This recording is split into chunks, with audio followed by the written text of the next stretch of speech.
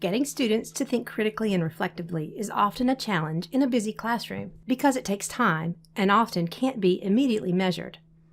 But in today's connected world, it is becoming increasingly important that students know how to think for themselves, to question what they see and read, and to become better problem solvers and decision makers. An important 21st century skill, critical thinking, is a powerful tool to help students develop the ability to evaluate the deluge of information they receive every day and assess it for truth. When students collaborate, critical thinking comes easier because by working together to solve problems, share thoughts, and debate ideas, students can make connections between these ideas and weed out errors or inconsistencies in reasoning.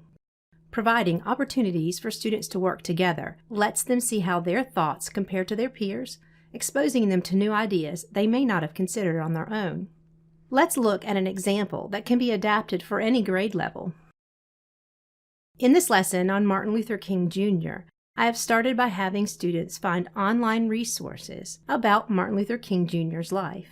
With younger students, I would have them work in small groups to read books or short articles about his life. With middle grade students, I would provide a list of online resources from which they could choose. And with older students, I would likely have them find and evaluate their own sources to read in small groups. The ultimate goal here is to have students explore the life and times of Dr. Martin Luther King Jr. to build a background on which to understand how he was such an influential thought leader who brought about real change and whose ideas continue to influence our world today. Once students have had some time to read and discuss, I want them to engage by sharing what they found. I start a new whiteboard session.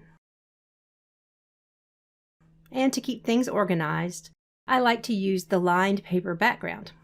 Next, I add a picture of Martin Luther King Jr. to the page and have students either call out or come to the board to share some of the things they found out during their group time. I can make this even easier by adding an instant shout it out at the board and have students add their ideas electronically from their devices.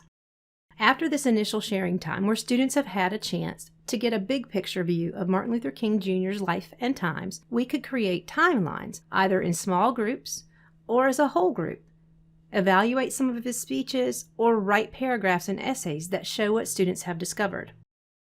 But the initial collaborative activity helps students begin to build an understanding of who Dr. Martin Luther King Jr. was and think critically about what he means to our world today.